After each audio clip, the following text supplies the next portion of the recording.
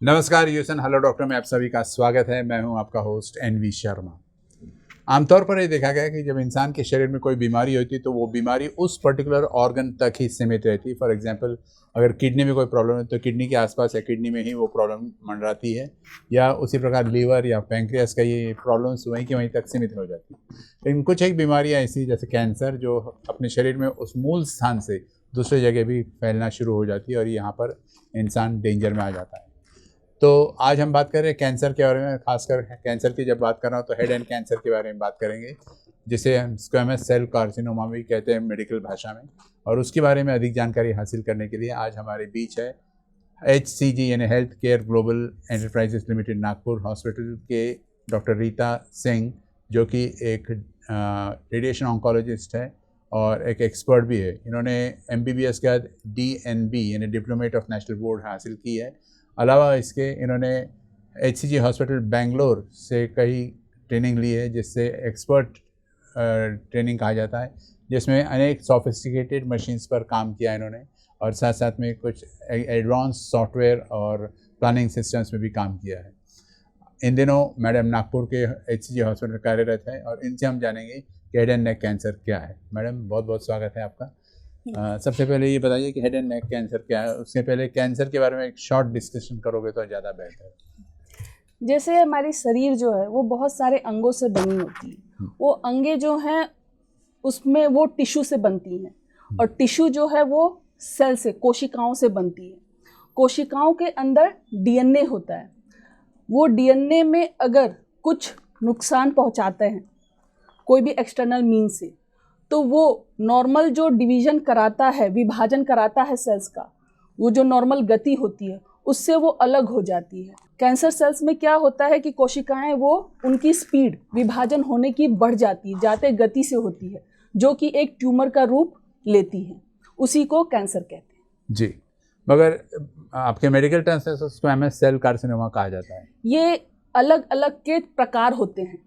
जैसे कि squamous cell carcinoma most common जो है हेड एंड नेक कैंसर में स्क्वामस सेल कार्सिनोमा होता है। क्या होता है कि एपिथेलियम से जो चीजें अराइज होती हैं उसको स्क्वामस कहते हैं। जी, इसलिए स्क्वेमस सेल कार्सिनोमा। जी, आपने कहा हेड एंड नेक कैंसर के बारे में आज बात करेंगे हम। एग्जैक्टली इसमें कौन कौन से parts of the body cover हो जाते हैं? हेड एंड नेक कैंसर्स में सबसे ज़्यादा मोस्ट कॉमन जो है वो है ओरल कैविटी, जो सामने दिखती हैं हमारे, जिसमें जीभ होती है, गम होती हैं, जबड़े होते हैं। ये सब ओरल कैविटी का पार्ट होता है। उस ओरल कैविटी के अगर पीछे जाएं और नेजल कैविटी के पीछे जाएं तो नेजल कैविटी के पीछे आती है नेजोफेरिंग्स, फिर उसके नीचे आते हैं तो ओरोफेरिंग्स, और फिर उसके नीचे जाते हैं तो हाइपोफेरिंग्स, और हाइपोफेरिंग्स ये आगे जो होती है लैरिंग्स। उसके अलावा नेजल कैविटी हो गई, सलाइवरी ग्लैंड हो गई, ये सब मिल करके हेड एंड नेक कैंसर को बनाते हैं। जी, व्हाट अबाउट आइज? आइज भी इसमें इन्वॉल्व है? जी जी। अगर इंसिडेंसेस की बात करें हम हेड एंड नेक कैंसर की, तो उसके बारे में आपके पास कोई रिकॉर्ड्स या स्टैटिस्टिक्स है? ICMR डाटा के अकॉर्डिंग जो हेड एंड नेक कैंसर है वो 3rd most common cancer in India है। और उस हर साल जो हेड एंड नेक कैंसर के हैं 2 लाख केस न्यूली डायग्नोज्ड होते हैं सिर्फ इंडिया में। सिर्फ इंडिया में। ये तो है कि जो रजिस्ट्री में पहुंच पा रहे हैं हॉस्पिटल, उनका नंबर है। बहुत सारे ऐसे भी हैं जो पहुंच नहीं पा रहे, जिनका रजिस्ट्री में एंट्री नहीं हुई। और ये मेल में इन कंपैरिजन टू फीमेल ज़्यादा होता है। कोई खास वजह? जैसे कि फीमेल में तंबाकू का सेवन थोड़ा कम होता है आदमियों से, इस वजह से। और उसमें फीमेल में जैसे स्तन का कैंसर या फिर बच्चेदानी का मुंह का कैंसर वो ज़्यादा होता है। जी, तो आपने जैसे कहा कि ये मेन में ज़्यादा होता है एज कम्पेयर टू वुमेन, और कोई कारण हो सकते हैं जैसे कि कोई वायरस से वगैरह होता है? इसके और भी बहुत सारे कारण हैं, पर सबसे मोस्ट कॉमन जो होता है वो तंबाकू होता है। तंबाकू के भी बहुत तरीके होते हैं, जैसे कि स्मोक्ड तंबाकू होते हैं और स्मोकलेस तंबाकू होते हैं। स्मोक्ड तंबाकू में आते हैं सिगरेट स्मोकिंग, बीड़ी, सिगार, हुक्का, ये सब स्मोक्ड में होते हैं। और जो नॉन मतलब स्मोकलेस होते हैं उसमें च्यूएबल फॉर्म में होते यूज करते हैं, जैसे कि गुटखा हुआ, खैनी हुआ, सुपारी हुआ, पान मसाला, ये सब चीजें स्मोकलेस में आती हैं। तो ये जो तंबाकू है करीब 90% कॉज करती है कारण होती है हेड एंड नेक कैंसर करने में। इसके अलावा जो है शराब का सेवन भी करता है, बढ़ा देता है कैंसर होने के रिस्क को। उसके अलावा कुछ वायरस है, जैसे कि रिसेंटली ह्यूमन पैपिलोमा वायरस देखा गया, ये भी कैंसर कराता है हेड एंड नेक में। उसके अलावा होता है कि शार्प टूथ, वो क्या करता है कि लगातार एक जगह पे कंटिन्यूअसली इरिटेशन करता रहता है, जिसकी वजह से वो छाला बन जाता है और आगे चल के वो कैंसर का भी रूप ले सकता है। और पुअर ओरल हाइजीन हो गया या फिर अनहेल्दी डाइट ले रहे हैं, ये सब भी कारण हो सकते हैं। तो अगर हेड एंड नेक कैंसर को अगर रोकना है तो सबसे पहले ये जो हमें पता है कि ये कॉजेस हैं, तो उनको रोकना होगा। अगर इनको रोक दे तो करीब 90% हेड एंड नेक कैंसर को रिस्क को कम कर देना होता है। अदर 10% जो अननोन और जेनेटिक कॉजेस हैं, तो फिर भी अगर हम 90% अगर रोक देते हैं तो ये अपने में ही बहुत बड़ा अचीवमेंट है। जी, जनरली आमतौर अभी आपने बताया ये अच्छा किया, क्योंकि जनरली लोग समझते हैं कि अल्कोहल से सिर्फ लीवर खराब होता है, लेकिन नहीं, हेड एंड नेक भी खराब होने के चांसेस हैं और कैंसर को इनवाइट कर रहे हैं आप। अगर हम सिम्टम्स की बात करें तो आप कैसे पहचानोगे कि इसको ये हेड एंड नेक कैंसर हो रहा है या उस दिशा में जा रहा है? जैसे कि मुंह में छाला, सबसे कॉमन है कि छाला होना, और वो बार बार आ रहा है और वो लंबे समय तक रह रहा है, तो ये संकेत देता है कि वो सही नॉर्मल नहीं है, उसका जांच करना चाहिए। इसके अलावा जो है कि कलर बदल जाना, जैसे कि सफ़ेद या लाल होना, उसको एरिथ्रोप्लेकिया या ल्यूकोप्लेकिया भी कहते हैं मेडिकल टर्म में। ये भी एक प्री मैलिग्नेंट कंडीशन होता है कैंसर का। इसके अलावा जो है कि मरीज को खाने में तकलीफ हो रही है, वो खा रहे हैं तो उनको थ्रोट में, गले में दर्द हो रहा है या फिर अटक रहा है, जिसको डिस्फेजिया कहते हैं, मतलब निगलने में तकलीफ हो रही है, तो ये भी मतलब संकेत देता है। इसके अलावा आवाज का बदलना या फिर सांस लेने में तकलीफ होना या फिर ग्रोथ दिख रहा है, हमारे मुंह में दिख रहा है और उससे खून आ रहा है, तो ये भी संकेत देता है कि कैंसर हो सकता है, जांच करनी चाहिए। जी, मतलब कोई लिक्विड पियो तभी तकलीफ होती है? जी। और आपने कहा आवाज बदल रही, तो क्या होर्स आवाज हो जाती है या होर्सनेस ऑफ वॉइस उसको कहते हैं? जी। तो ये सिम्टम्स लेकर अगर एक पेशेंट आता है आपके पास तो जरूर से जरूर उसकी जांच करनी चाहिए। जी, तो किस किस्म का डायग्नोसिस करते हैं आप? सबसे पहले तो क्लिनिकल एग्जामिनेशन करते हैं, उसमें हम देखते हैं कि एक आइडिया लग जाता है कि क्या है। फिर उसके बाद उसको हम लोग कैंसर है कि नहीं ये प्रूव करने के लिए नीडल से जांच करते हैं। सुई की जांच होती है जिसको बायोप्सी कहते हैं। उस बायोप्सी से हमें पता चलता है कि उसमें कैंसर सेल्स हैं कि नहीं। एग्जैक्टली बायोप्सी जो है प्रोसीजर क्या है मैडम, वो जरा समझिए। ये टुकड़े लिए जाते हैं, नीडल से टुकड़े लिए जाते हैं, फिर उसको लैब में, हिस्टोपैथोलॉजी लैब में भेजा जाता है, फिर अंडर माइक्रोस्कोप देखा जाता है, स्लाइड बना करके उसमें देखा जाता है कि नॉर्मल सेल है, अबनॉर्मल सेल है। कैंसर सेल जो होता है वो नॉर्मल सेल से अलग हो जाता है, अलग दिखता है, साइज बड़ी होगी, शेप अलग होगा, उसमें न्यूक्लियोसाइटोप्लाज्मिक रेशियो होते हैं वो डिफर कर जाते हैं। तो ये सब चीज़ों से पता चलता है कि वो नॉर्मल नहीं कैंसर सेल्स है। अब वो कैंसर सेल्स कौन से प्रकार के हैं, स्क्वामस सेल है, एडिनो है, मेलानोमा है, न्यूरोएंडोक्राइन ट्यूमर है, बहुत सारे तरीके के प्रकार के होते हैं कैंसर। तो उससे हमें ये भी पता चलता है कि किस प्रकार का है, क्योंकि ये जानना बहुत ज़रूरी होता है, क्योंकि हर प्रकार का इलाज अलग होता है, हर प्रकार का प्रोग्नोसिस अलग होता है। अभी इसका हमने पता कर लिया कि ये बीमारी कैंसर हो चुकी है, तो उसके बाद हमें पता करना होता है कि कहाँ कहाँ तक फैली है। उसके लिए हमें इमेजिंग करना बहुत ज़रूरी है। उस इमेजिंग में जैसे हुआ MRI, मतलब किस जगह पे है उसके हिसाब से डिसाइड करते हैं कि कौन सी इमेजिंग उस मरीज के लिए सूटेबल रहेगी, जिसमें MRI स्कैन होता है, CT स्कैन होता है, पेट स्कैन होता है, जो भी उसमें सूटेबल होगा उसके हिसाब से किया जाता है, जिससे हमें पता चलेगा कि कितने दूर तक वो बीमारी फैली हुई है। ये ज़रूरी होता है ताकि हम उसका स्टेजिंग कर सकें कि किस स्टेज में है। साथ ही साथ हम सिस्टमिक वर्कअप भी करते हैं। जनरली हेड एंड नेक जो है लिमिटेड रहता है, नेक ही तक रहता है, वो नीचे जाता नहीं और जगह फैलने का चांसेस उसका कम होता है। मतलब एक प्लस पॉइंट है। हाँ, बट एडवांस अगर स्टेज में आता है तो उसमें रिस्क ज़्यादा होता है दूसरे ऑर्गन में फैलने का। तो इसलिए हमें वो ढूंढना होता है कि ऐसा तो फैला तो नहीं है, क्योंकि इसमें हमारा जो मकसद होता है इलाज करने का कि हम क्योर कर सकते हैं कि नहीं, प्रोग्नोसिस बताने के लिए हमें ये चीज़ें करना ज़रूरी होता है। तो ये हम पहले स्टेजिंग करके देख लेते हैं कि कौन से स्टेज में आता है, 1 2 3 4 ये 4 स्टेज। ये आप कैसे डिसाइड करते हैं कि स्टेज 1 पार हो चुका है, स्टेज 2 आने का है?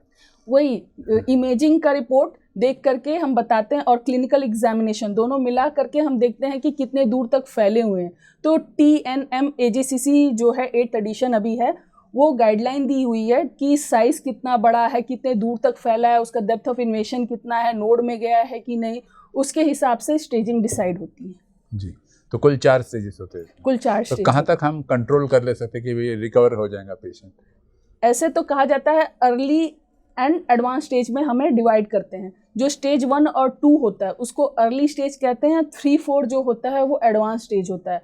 अर्ली स्टेज में जनरली होता है कि कैंसर के ट्रीटमेंट में क्यूरेटिव यूज़ वर्ड नहीं करते हैं, उसमें प्रोबेबिलिटी ऑफ क्योर का वर्ड यूज़ करते हैं। अनसर्टेन है, थोड़ा अनसर्टेन है, क्योंकि इसमें हम बताते हैं जैसे कि स्टेज 1 में 85 to 90% है कि क्योर प्रोबेबिलिटी है, वही स्टेज 4 में 25 to 40% है। इसका मतलब ये है कि मरीज जो है या तो 90% वाले लोगों में भी आ सकता है या फिर 10% वाले लोगों में भी जो इसमें नहीं सही हुआ, ये भी है।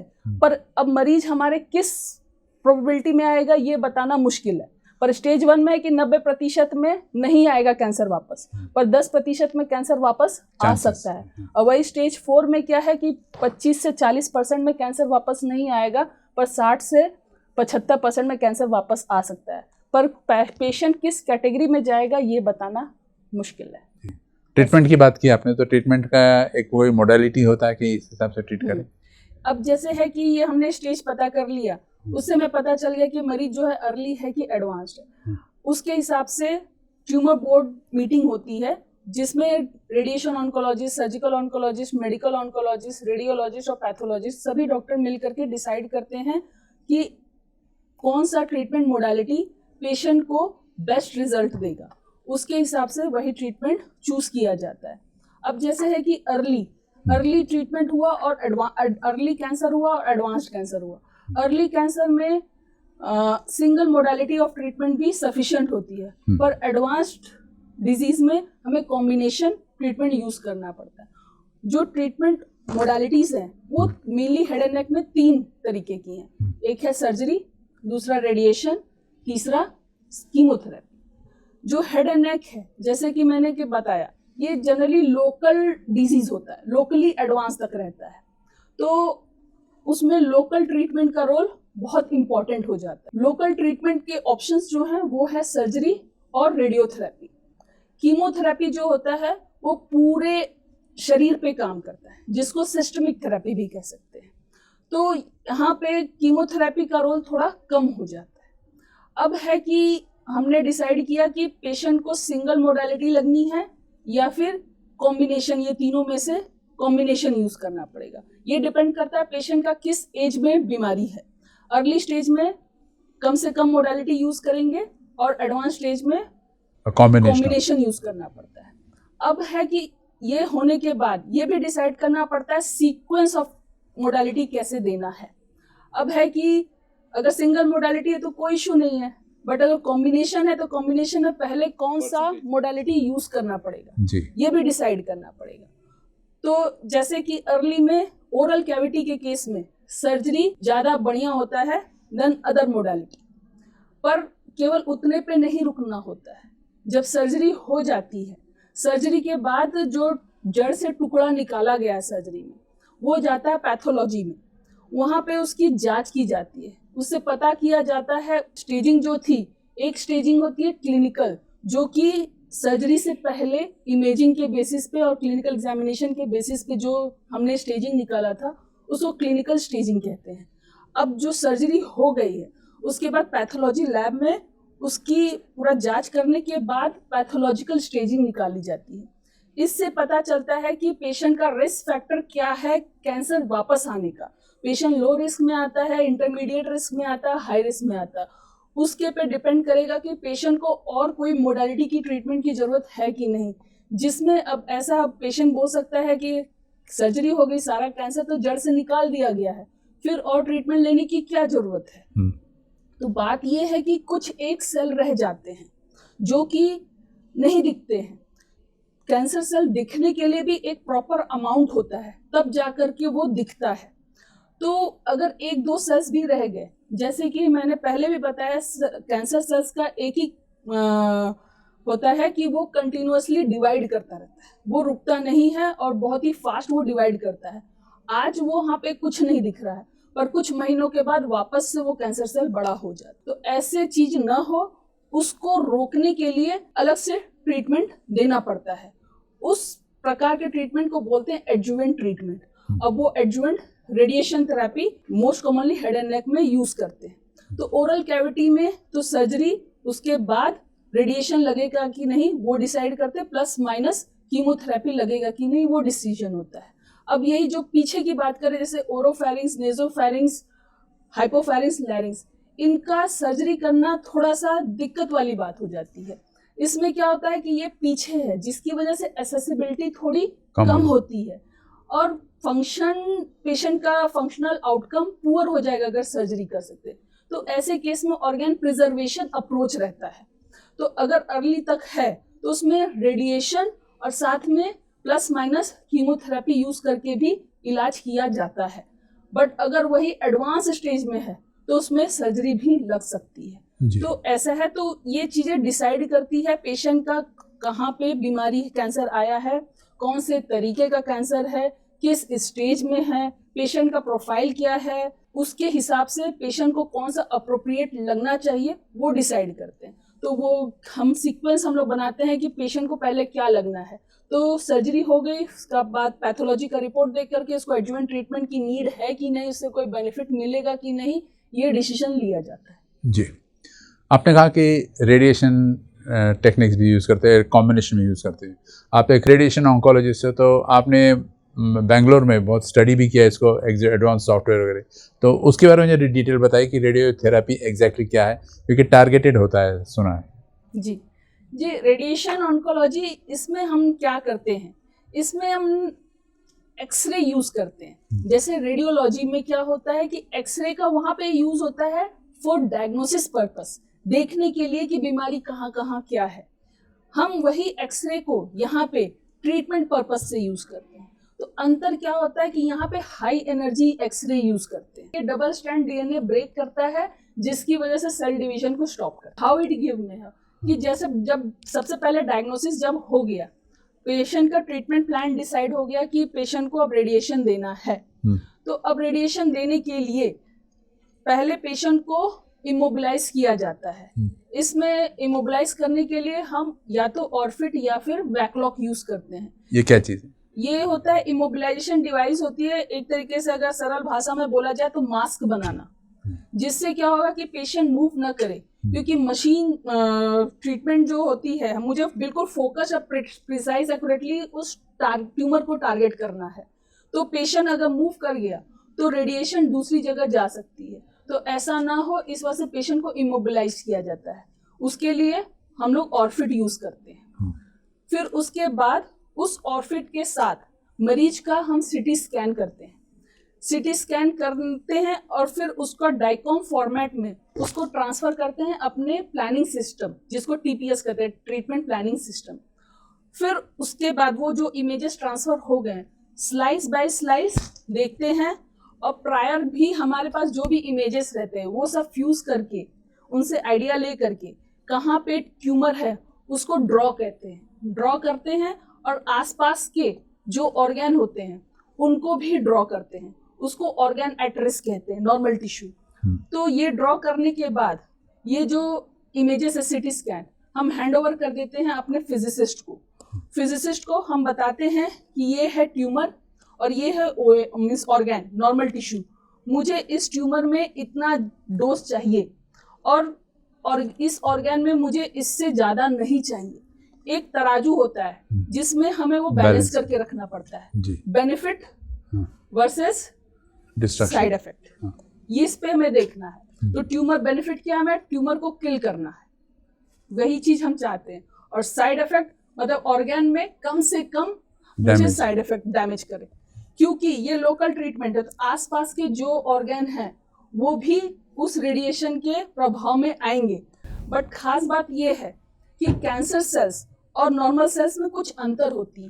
कैंसर सेल में डिवीजन की प्रोबेबिलिटी तो बहुत हाई है, बट उसके अंदर रिपेयर होने की, मतलब अगर कुछ उसको डैमेज किया गया तो वो रिपेयर होने की प्रोबेबिलिटी बहुत कम है।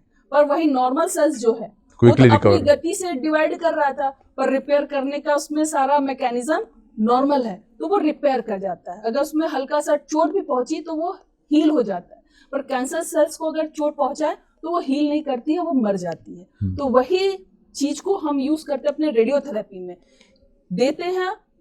कैंसर सेल्स को भी रेडिएशन गया और नॉर्मल सेल्स को भी रेडिएशन गया, पर कैंसर सेल्स वहीं पे मर जाता है, पर नॉर्मल सेल्स रिकवर कर जाता है कुछ दिनों पे। बट उस दौरान एक्यूट साइड इफेक्ट दिखेंगे। तो साइड इफेक्ट्स की बात कर रहे थे हम, और आप बताने वाली थी साइड इफेक्ट्स क्या होते हैं, how risky is it? Side effect जो होता है कि इसको भी डिपेंड करता है कि पेशेंट प्रोफाइल पे, जैसे कि पेशेंट को और कोई कोमोबिडिटीज है कि नहीं, उसमें न्यूट्रिशनल डेफिशिएंसी है क्या, या फिर और भी साथ में कोई ट्रीटमेंट जैसे कॉन्करेंट कीमो, जैसे उसको कीमो भी साथ में लग रहे हैं क्या, या फिर उसको मतलब कितना डोज, कम डोज देना है या हाई डोज देना है, वॉल्यूम बड़ा है, कितना डिजीज छोटा था बड़ा था, उसके हिसाब से ज्यादा एरिया या कम एरिया में इलाज करना है, ये भी देखना होता है। एज का कोई फैक्टर होता है? एज का एज सच ट्रीटमेंट में कोई फैक्टर नहीं है रेडिएशन का।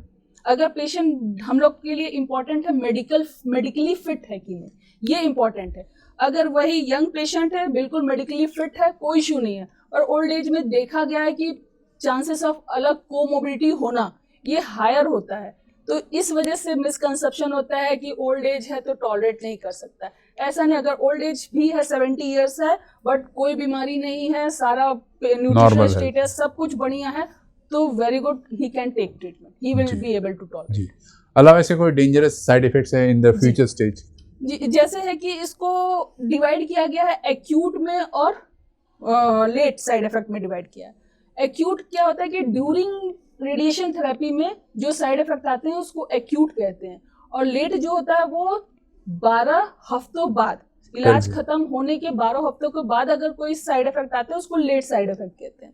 मेरा यहाँ पे focus main acute side effect का है, क्योंकि एक्यूट साइड इफेक्ट बहुत ही इंपॉर्टेंट है, क्योंकि ये क्या करता है कि इसकी वजह से सबसे पहली बात कि रेडिएशन थेरेपी जो होती है बिना रुकावट के, पूरी रेडिएशन अगर पूरी होती है, और एक वही है कि मरीज रुक रुक के बीच में गैप ले लेके अगर रेडिएशन लेता है तो उसमें रिजल्ट उतना अच्छा नहीं है। अगर जिसमें अनइंटरप्टेड जिसमें गया था उसमें बहुत ही अच्छा रिजल्ट देखने को मिलता है। तो क्या कारण हो सकता है कि पेशेंट को रुकना पड़ रहा है, रुकावट गैप आ रही है, तो उसका कारण है साइड इफेक्ट, वो टॉलरेट कर रहा है कि नहीं, ये सब इंपॉर्टेंट है। किसी भी विशेषज्ञ के लिए एक्यूट साइड इफेक्ट पे ध्यान देना बहुत जरूरी है। जैसे कि सबसे कॉमन जो दिखता है वो होता है मुंह में लालपन आ जाना, सूजन हो जाना, छाला आ जाना, जिसको म्यूकोसाइटिस कहते हैं। ये सबसे कॉमन साइड इफेक्ट है, जो कि स्टार्ट मींस लालपन आना दूसरे हफ्ते से शुरू होता है, छालापन चौथे हफ्ते से शुरू हो जाएगा, और ये है। फिर उसके बाद होता है दूसरा कि जो लार है, जैसे आसपास के ऑर्गेन, मैंने जैसे बताया कि टारगेट भी है, ट्यूमर भी है, और बगल में ऑर्गेन भी है, नॉर्मल टिश्यू है, तो सलाइवरी ग्लैंड भी बगल में ही है। तो हमें ट्यूमर को अगर ज्यादा डोज देना है और वो ग्लैंड को भी बचाना है, बट कभी कभी ऐसा सिचुएशन होता है, इतनी बड़ी बीमारी है कि हमें सेक्रीफाइस करना पड़ता है ग्लैंड को। ग्लैंड जो होता है वो सलाइवा बनाता है, लार बनाता है, तो वो प्रोडक्शन कम हो जाता है, जिसकी वजह से जो लार होती है वो थिक हो जाती है, चिपचिपा हो जाती है, जिसकी वजह से मरीज को खाना निगलने में तकलीफ होती है। तो ये बहुत ज्यादा कॉमन है। उसके अलावा होता है जो दिखता है वो स्किन, चमड़ी, ब्लैकनिंग। तो इसमें क्या होता है, पहले लाल होता है, फिर काला होता है, फिर 6वें हफ्ते तक पीलिंग ऑफ स्किन भी हो सकती है। बट बहुत सारे तरीके होते हैं जिसकी वजह से सीवियरिटी को कम किया जा सकता है। तो ये है। इसके अलावा और भी है कि ये सब होने की वजह से मरीज जो होता है ठीक से मतलब उसको दर्द होता है और निगल नहीं पाता है, तो ओडाइनोफेजिया डिस्फेजिया उसको कहते हैं। और फिर उस कम खाना खाता, और टेस्ट जो होता है वो भी अल्टर्ड हो जाता है, जिसकी वजह से मरीज को खाना खाने का मन नहीं करता है, वो नहीं खाता, जिसकी वजह से वीकनेस, लॉस ऑफ वेट होते हैं। और साथ ही साथ अगर कीमोथेरेपी भी ऐड कर दिया गया है तो मरीज को नौशिया, मतलब उल्टी होना या फिर उल्टी जैसा लगना भी हो सकता है। तो ये सब एक्यूट साइड इफेक्ट है। और लेट साइड इफेक्ट में है कि मुंह का सूखापन हो जाना, जिसको ज़ेरोस्टोमिया कहते हैं, इसके अलावा कि स्किन जो हमारे ट्रीटेड रीजन है वहाँ की स्किन टाइट हो जाती है बिकॉज ऑफ स्किन फाइब्रोसिस, ये एक साइड इफेक्ट है। इसके अलावा कभी कभार किसी पेशेंट में स्किन यहाँ की लूज होती है जिसको ड्यू लैब भी कहते हैं। इसके अलावा मुंह का कम खुलना जिसको ट्रिस्मस कहते हैं, और अगर नेक के पोर्शन को इरेडिएट किए हैं तो आगे चल के हाइपोथायरॉयडिज्म के भी रिस्क बढ़ जाते हैं। तो ये सब कुछ लॉन्ग टर्म साइड इफेक्ट है। बट ये वैनिश होते धीरे धीरे with medicine and cure take. अब यही है कि ये जो साइड इफेक्ट है, एक्यूट साइड इफेक्ट, मैंने जैसे बताया कि नॉर्मल सेल्स का रिपेयर मशीनरी बढ़िया होती है तो वो रिकवर कर जाती है। तो ये सब रिकवर होने में 3 महीने लगभग लगते हैं, इलाज खत्म होने में 3 महीने तक जो भी एक्यूट साइड इफेक्ट है सब सबसाइड हो जाता है। And what about late effects जो है? लेट इफेक्ट का भी दवाइयां हैं जो कि धीरे धीरे समय लगते हैं उसको सही होने में, लेकिन इट गोज ऑफ। जी जी जी आपने सुंदर तरीके से सबको सिस्टमेटिकली समझाया, right? What is head and neck cancer, फिर उसके कॉजेज क्या है, सिम्टम्स क्या है, डायग्नोसिस क्या है, अभी हम रेडियोथेरेपी का क्या रोल है ना। अभी आते हैं हम प्रिवेंशन पर। तो प्रिवेंशन के लिए क्या सजेस्ट करते हैं आप? प्रिवेंशन का ये है कि जैसे side effect head and neck cancer में जो रेडिएशन दिए हैं तो रेडिएशन इंड्यूस साइड इफेक्ट आने हैं, बट कुछ तरीके हैं जिससे कि हर साइड इफेक्ट का ग्रेडिंग की जाती है। म्यूकोसाइटिस का भी जैसे grade 1, grade 2, grade 3, grade 4, skin reaction dermatitis का भी ग्रेड 1, 2, 3, 4 ऐसे डिवाइड किया जाता है। तो 1, 2 तक सही रहता है। हमारी कोशिश होती है कि वो ग्रेड 3 या 4 में ना पहुंचे। ग्रेड 1, 2 में पेशेंट टॉलरेट कर लेता है जिसकी वजह से इलाज अनइंटरप्टेड चलता है जो कि मेन गोल है। तो वो चीजें 3, 4 में ना पहुंचे उसके लिए कुछ प्रिवेंशन करनी पड़ती है। सबसे पहला कि पेशेंट को ओरल हाइजीन मेंटेन करके रखना है। ओरल हाइजीन मेंटेन करके कैसे रखेगा कि सॉफ्ट ब्रिसल से ब्रश करना है, फ्लोराइड टूथपेस्ट यूज करना है और गार्गल करना है। मोस्ट कॉमनली हम लोग बोलते हैं सॉल्ट सोडा गार्गल, वो करते रहना है हर 2-2 घंटे पे, और खास तौर से कोई भी अल्कोहल कंटेंट गार्गल्स यूज नहीं करना है। इसके अलावा स्किन के प्रोटेक्शन के लिए पेशेंट को हम लोग बोलते हैं कि कॉलर वाली शर्ट नहीं पहननी है, गोल टी शर्ट। ये एरिया को जितना ड्राई रख सकते हैं उतना बेहतर रहता है, उतना कम चांसेस होते हैं स्किन में ज्यादा रिएक्शन देखने का। उसके अलावा पेशेंट को बोलते हैं हम लोग शेव न करने को, क्योंकि ये थोड़ी जिस एरिया में हम ट्रीटमेंट देते हैं वो एरिया थोड़ी सेंसिटिव हो जाती है। तो शेव करने से कट लगने के रिस्क हाई होते हैं और फिर वो आगे चल के इन्फेक्शन कर सकते हैं। तो इस वजह से शेविंग वगैरह अवॉइड करने के लिए बोलते हैं। नेल वगैरह बोल देते हैं कि इसको छोटे करके रखने के लिए और ड्राई रखने के लिए, ये चीजें। इसके अलावा जो डाइट का है तो उनको बोलते हैं कि हार्ड फूड न लेने के लिए। हार्ड फूड क्या होती है कि फ्रिक्शन करेगी और वो और म्यूकोसाइटिस को बढ़ा देगी। तो सॉफ्ट डाइट लेने के लिए सेमी सॉलिड, अगर सेमी सॉलिड नहीं रहे तो लिक्विड पे, पर उसके भी पेशेंट जैसे है कि वो एडिक्वेट अमाउंट नहीं ले पाता है जिसकी वजह से न्यूट्रिशनल डेफिशिएंसी हो जाती है, तो जिसकी वजह से जो ट्रीटमेंट हो रहा है पेशेंट टॉलरेट नहीं कर पाता है। तो ये बहुत इंपॉर्टेंट है पेशेंट को अपनी न्यूट्रिशनल स्टेटस बनाए रखने के लिए। अगर वो मुंह से नहीं ले पा रहा है तो फिर और भी तरीके हैं कि ट्यूब फीडिंग, जिसको एंट्रल फीडिंग, या फिर पैरेंट्रल अगर नीड है तो पैरेंट्रल भी देना पड़ सकता है फ्लूइड। तो एंट्रल में नेजोगैस्ट्रिक ट्यूब बहुत कॉमनली यूज करते हैं या फिर पैक भी यूज करते हैं। तो पर न्यूट्रिशनल स्टेटस बनाए रखना, एडिक्वेट न्यूट्रिशनल स्टेटस होना चाहिए उसका, adequate protein intake, adequate calorie होनी चाहिए उनकी। इसके अलावा पेशेंट को हम बोलते हैं स्पाइसेस वगैरह नहीं लेने, अवॉइड करने के, जो भी लेंगे वो रूम टेम्परेचर पे लेंगे। तो ये सब सारी बातें ध्यान रखनी होती है जिससे कि पेशेंट टॉलरेट कर लेता है ट्रीटमेंट रेडिएशन को। Madam we are running out of time, तो मैं इम्पोर्टेंटली एक क्वेश्चन पूछना चाहता हूँ। मिथ्स पर आते हैं हम लोग। तो मिथ्स पे है कि ये बताना चाहूंगी जरूर कि पेशेंट को लगता है कि जो रेडिएशन थेरेपी है ये, इससे वो बहुत डरते हैं क्योंकि उनको लगता है इससे दर्द होगा। तो ये प्रोसीजर जो है वो पेनफुल नहीं होती है, ना ही इसको आप देख सकते हो, ना ही महसूस कर सकते हो, ना ही छू सकते हो। इसके अलावा बहुत कॉमन है कि लोगों को लगता है कि क्या हम रेडियो एक्टिव बन जाएंगे क्या रेडिएशन लेने के बाद। तो ऐसा नहीं है, ये कंफ्यूजन है शायद न्यूक्लियर मेडिसिन से। पेशेंट पेट स्कैन लेता है तो थोड़ा कुछ घंटों के लिए पेशेंट के अंदर दवाई डली है तो उनको अलग रखा जाता है, बट ये एक्सरे है, इसमें कोई भी दवाई नहीं डाली गई है। इसमें क्या होता है कि फोटोन रेज फोकस फेकस एंट्री एक जगह से एंटर करता है, दूसरी जगह से निकल जाता है सेम टाइम पे। इसमें कोई भी उसमें रेसिडुअल रेडियो एक्टिव कुछ नहीं रहता है। तीसरा, पेशेंट को डर लगता है कि इससे क्या हेयर लॉस होगा क्या। तो जैसे मैंने बताया कि ये लोकल ट्रीटमेंट है, तो लोकल ट्रीटमेंट हेड एंड नेक यहीं पे हो रहा है, तो यहाँ पे कोई बाल नहीं है, तो कोई यहाँ पे हेयर लॉस होने का रिस्क भी नहीं है। व्हाट अबाउट दाढ़ी मूछे वगैरह है? हल्का सा वो दाढ़ी जो है हल्के से गिर सकते, टेम्प्रोरी है, पर 3 से 6 महीने में वापस वो आ जाते हैं। जी, we are running out of time madam. Quickly अगर आप टेक होम मैसेज देना चाहोगे तो क्या रहेगा इन अ मिनट? सबसे पहले कि तंबाकू का सेवन अगर नहीं किए हैं तो कभी नहीं किए, तो कभी स्टार्ट भी नहीं करिएगा, और अगर ले रहे हैं तो तुरंत के तुरंत रोक दीजिए। इसके अलावा अगर आपको कुछ जो मैंने सिम्टम बताया है, अगर इसमें से कुछ लगता है तो तुरंत के तुरंत नज़दीकी डॉक्टर से अस्पताल में जाइए और विशेषज्ञों से मिलिए, दिखाइए, एग्जामिन कराइए, पता करिए कि क्या है। अगर है तो अर्ली से अर्ली इलाज अगर हो जाती है तो उसका क्योर करने की प्रोबेबिलिटी बहुत ही हाई होती है, और पूरे हर जगह ट्रीटमेंट जो होती है वो सेम होती है।